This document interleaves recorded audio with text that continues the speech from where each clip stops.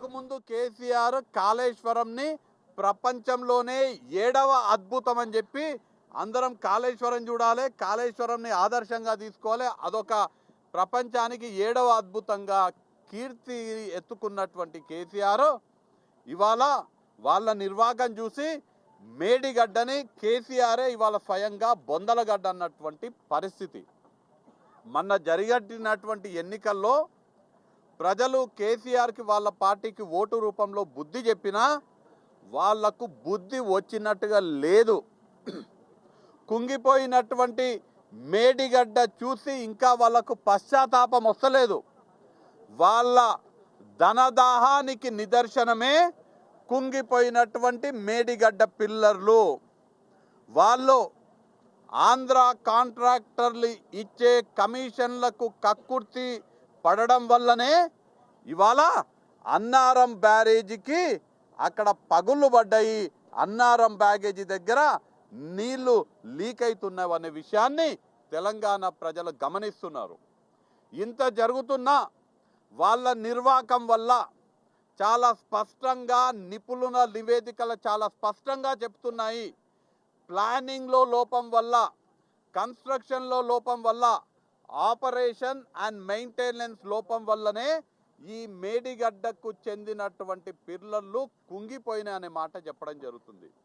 మేడిగడ్డలో ఉన్న పిల్లర్లు కుంగిపోవడమే గాక మేడిగడ్డకు ఎగువన దిగువన ఉన్నటువంటి ప్రాజెక్టులు కూడా, కాళేశ్వరంలో భాగమైనటువంటి ప్రాజెక్టులు కూడా అదే స్ట్రక్చర్స్ తోటి అదే మెథడాలజీ తోటి కట్టడం జరిగింది. కాబట్టి మిగతావన్నీ కూడా ఏ విధంగా అయితే మేడిగడ్డ పిల్లర్లు కుంగిపోయినాయో మిగతా స్ట్రక్చర్లు కూడా అదే విధంగా కుంగిపోయేటువంటి ప్రమాదం ఉన్నది అని చాలా స్పష్టంగా అందరూ నిపుణులు కూడా చాలా స్పష్టంగా అధికారికంగా కూడా తెలియజేయడం జరిగింది.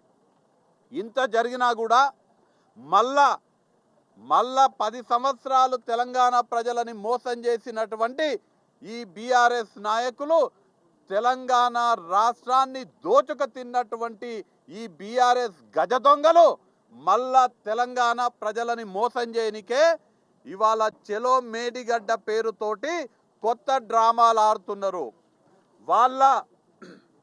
వాళ్ళ ఈ డ్రామాలని తెలంగాణ ప్రజల ముందు బహిర్గతం చేయాలనే ఉద్దేశంతో, వాళ్ళ బండారం బయట పెట్టాలనే ఉద్దేశంతో, తెలంగాణ ప్రజలకి వాస్తవాలు వివరించాలనే ఉద్దేశంతో ఇవాళ సభ్యులం అందరం కూడా ఇవాళ చెలో పాలమూరు రంగారెడ్డి ఎత్తిపోతల సందర్శనం చేయడం జరిగింది.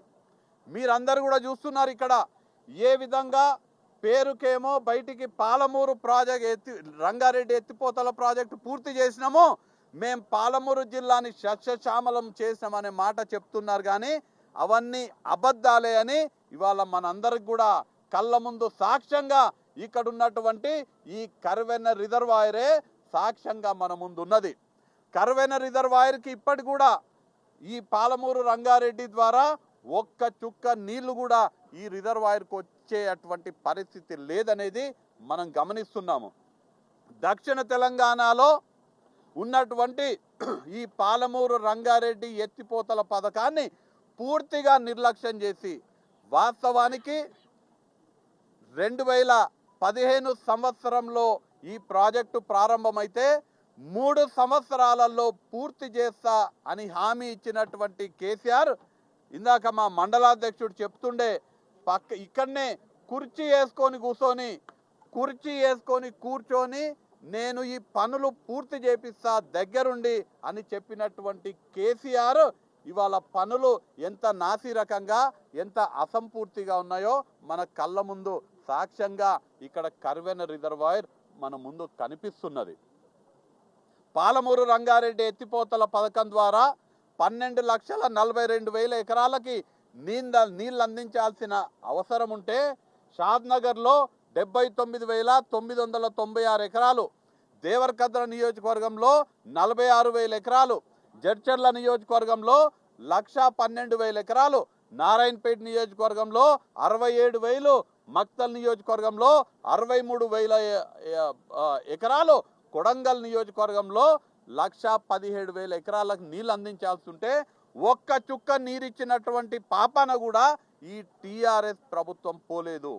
ఇవాళ చాలా స్పష్టంగా మొదటి నుంచి కూడా మన దక్షిణ తెలంగాణకి జీవన ధార అయినటువంటి కృష్ణా నదిలో మనకి రావాల్సినటువంటి వాటాని సాధించలేకపోయిన అసమర్థుడు మన మాజీ ముఖ్యమంత్రి కేసీఆర్. వాస్తవానికి మన దక్షిణ తెలంగాణలో ఉన్నటువంటి మన తెలంగాణ ప్రాంతం కృష్ణా బేసిన్లో 68.5% క్యాచ్మెంట్ ఏరియా ఉంటే మన ఉమ్మడి రాష్ట్రానికి కేటాయించబడినటువంటి 812 టీఎంసీలలో మనకు ధర్మంగా కేసీఆర్ నిజంగా మన హక్కుల కోసం పోరాటం చేసే నిజమైన ముఖ్యమంత్రి అయ్యుంటే, ఆ రోజు ఆ విధంగా వ్యవహరించి ఉంటే, నిజంగా సమర్థుడైతే మనకు కృష్ణా నదీ జలాలలో 577 టీఎంసీలు మనకు దక్కాలి, మన రాష్ట్రానికి, మన తెలంగాణకి దక్కాలి. కానీ కేసీఆర్ యొక్క అసమర్థత వల్ల మనకు కేవలం 299 టీఎంసీలు మాత్రమే మనకు దక్కినాయి. మనకు 200 టీఎంసీ వాటాని ఒప్పుకున్నటువంటి దుర్మార్గపు ముఖ్యమంత్రి కేసీఆర్. ఖచ్చితంగా కేసీఆర్కి మన ప్రాంత రైతుల శాపం తగులుతుందని ఈ సందర్భంగా తెలియజేస్తున్నా.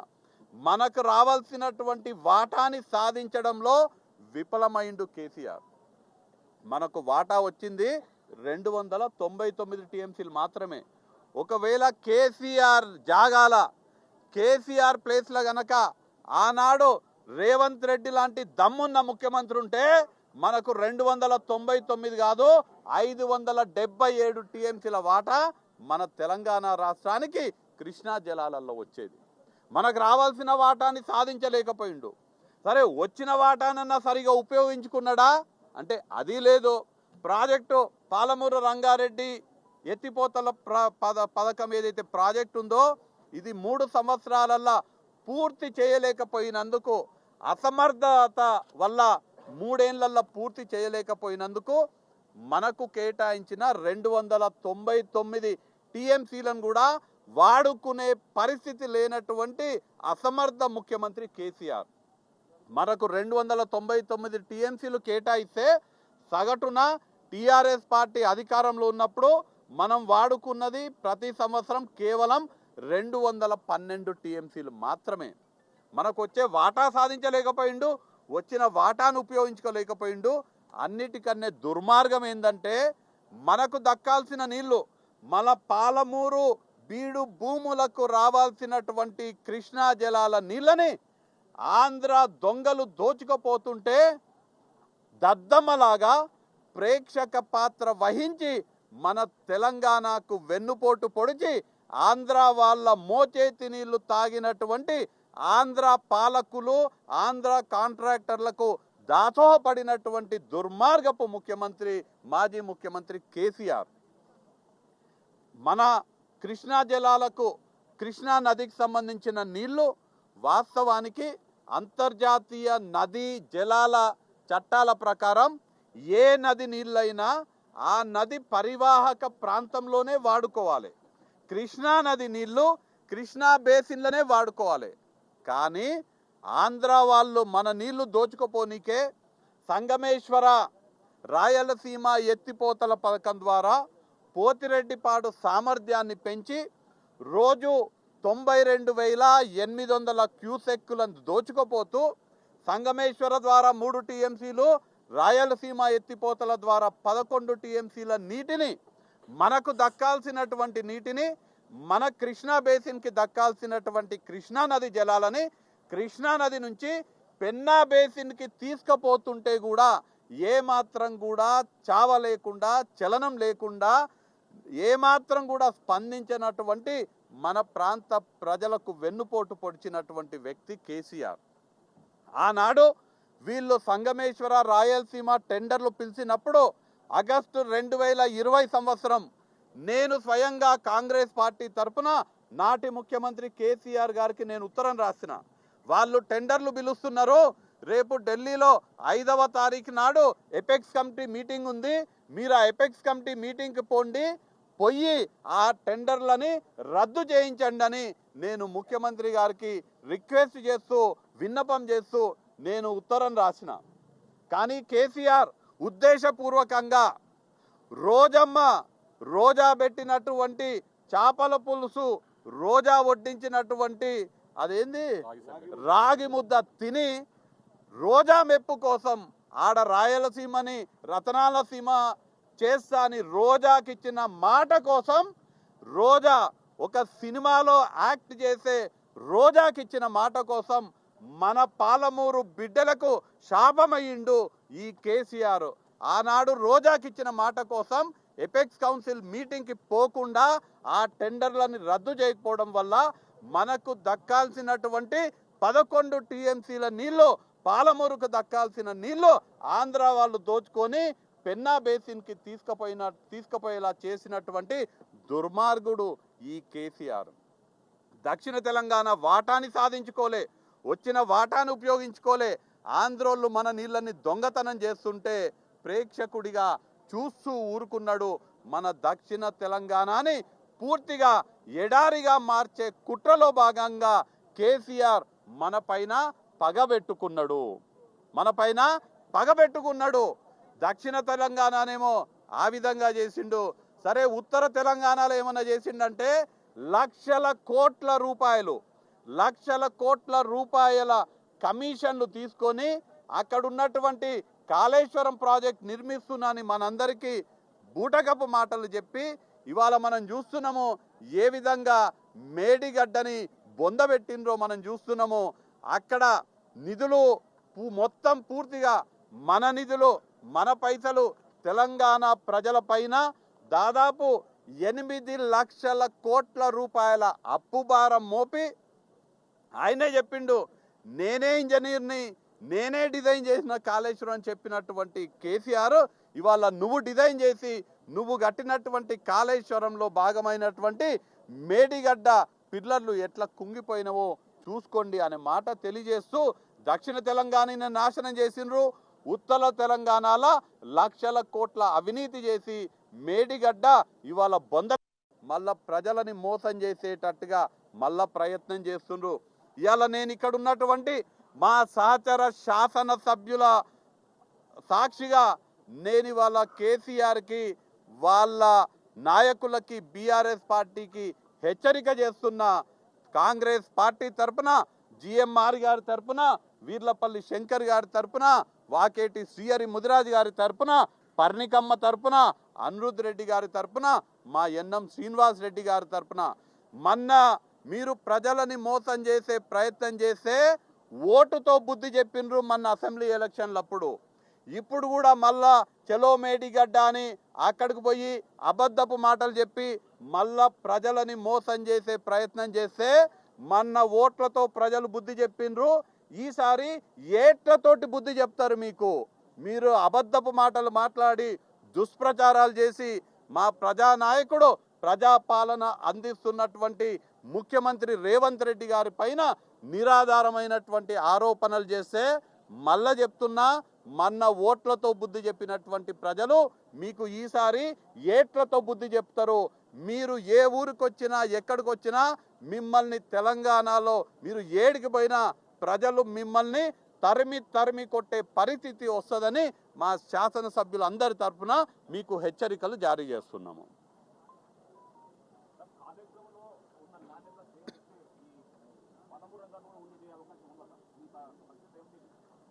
ఇందాక వస్తుంటే ఇక్కడ ఉన్నటువంటి రైతులు చూపిస్తుండే, ఇక్కడ ఇంతవరకు ఈ కర్వెన ప్రాజెక్టే ఉదాహరణ తీసుకుందాం.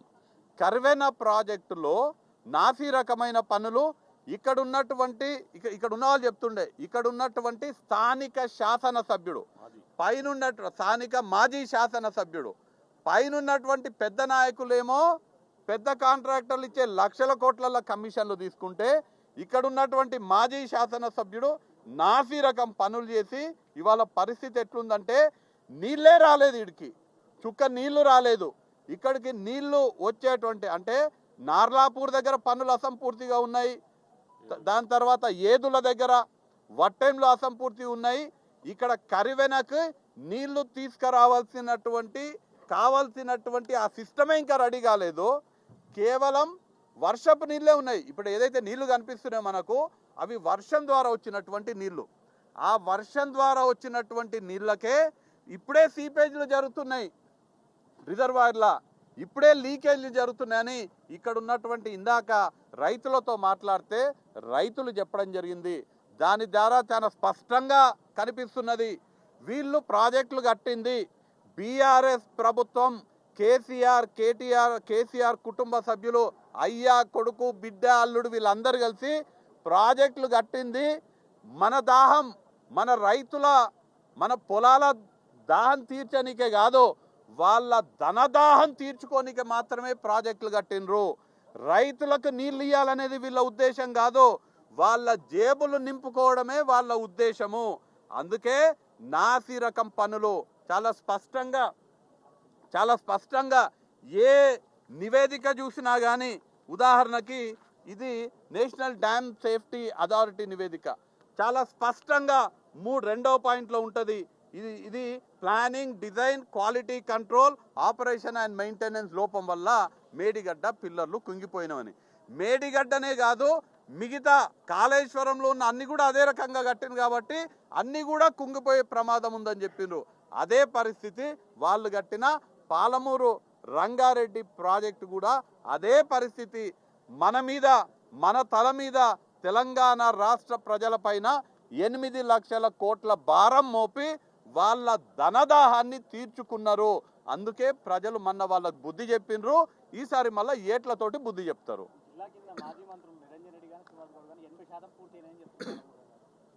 నిరంజన్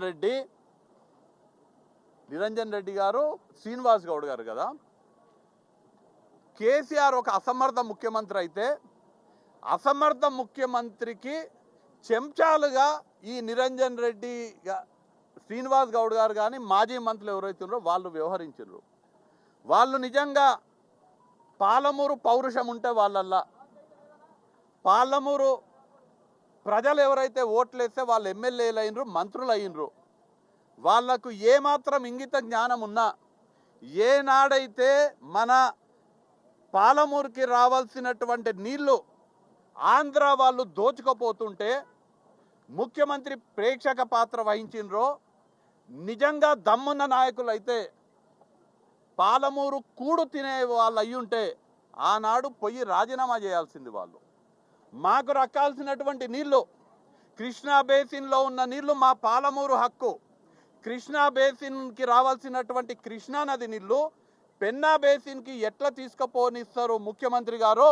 మీరు దాన్ని ఆపాలే, లేకపోతే మా ప్రజల తరపున మేము పోరాడే బాధ్యత మాకుంటుంది, మేము రాజీనామాలు చేస్తున్నామని. రాజీనామాలు చేస్తే నిజంగా వాళ్ళని ఒప్పుకునేటోళ్ళము. అది చేయకుండా మంత్రి పదవుల కోసము వాళ్ళ పదవులు కాపాడుకోనికే పాలమూరు ప్రజలని రాజకీయంగా ఉపయోగించుకున్నటువంటి దుర్మార్గులు ఆనాడు మంత్రులుగా వ్యవహరించినటువంటి నాయకులు ఇవాళ పెద్ద పెద్ద మాటలు మాట్లాడుతున్నారు. ఆనాడు మన నీళ్లు పోతుంటే ఏం చేసిండ్రు? వెనకటికి పోతిరెడ్డిపాడు సంబంధించి 11,000 క్యూసెక్కుల నుంచి దాని సామర్థ్యాన్ని 44,000 క్యూసెక్కులకి పెంచినప్పుడు ఆనాడు పి జనార్దన్ రెడ్డి గారు కాంగ్రెస్ పార్టీకి సంబంధించినటువంటి తెలంగాణ నాయకులు పోరాటం చేసిండ్రు. ఇవాళ మీరు అధికారంలో ఉన్నప్పుడు తెలంగాణ రాష్ట్రం ఏర్పడిన తర్వాత 44,000 క్యూసెక్కులు ఉన్నదాన్ని 92,800 క్యూసెక్కులకు దాని పోతిరెడ్డిపాడు సామర్థ్యాన్ని వెలిస్తే మీరు ఏం చేసిండ్రు? ఏమాత్రం బుద్ధి కానీ జ్ఞానం కానీ మీకున్నదాన్ని నేను ఇవాళ పాలమూరు ప్రజల తరపున అడుగుతున్నా. వాళ్ళు నిజంగా ఏమాత్రం కూడా శరం లేకుండా మొన్ననేమో మంత్రి పదవులు కాపాడుకోనికే సైలెంట్గా ఉన్నారు. ఇవాళ మళ్ళా వాళ్ళ నాయకులు రాసిచ్చినటువంటి నిన్న ప్రెస్ మీట్ చూసిన నేను శ్రీనివాస్ గౌడ్ గారు, లక్ష్మారెడ్డి గారు మాట్లాడుతుంటే వాళ్ళ నాయకులు ఎవరో రాసిచ్చినటువంటి స్క్రిప్ట్ని తీసుకొచ్చి చదువుతున్నారు. వాళ్ళు మర్చిపోతున్నారు వాళ్ళు పాలమూరు బిడ్డలని. రేపు మళ్ళీ ఎప్పుడైనా ఎలక్షన్లలో మళ్ళీ పాలమూరునే పోటీ చేయాలి, మీ బండారం మొత్తం కూడా బయట పెడతాము, మీ కేసీఆర్ బండారము, ఇక్కడ ప్రజాప్రతినిధులుగా గతంలో వ్యవహరించినటువంటి నాయకుల బండారం బయట పెడతాము. ప్రజలందరికీ కూడా మీ నిజ స్వరూపం తెలియజేయడానికే మేము ఇవాళ చేపట్టినటువంటి ఈ పాలమూరు రంగారెడ్డి ఎత్తిపోతల సందర్శన.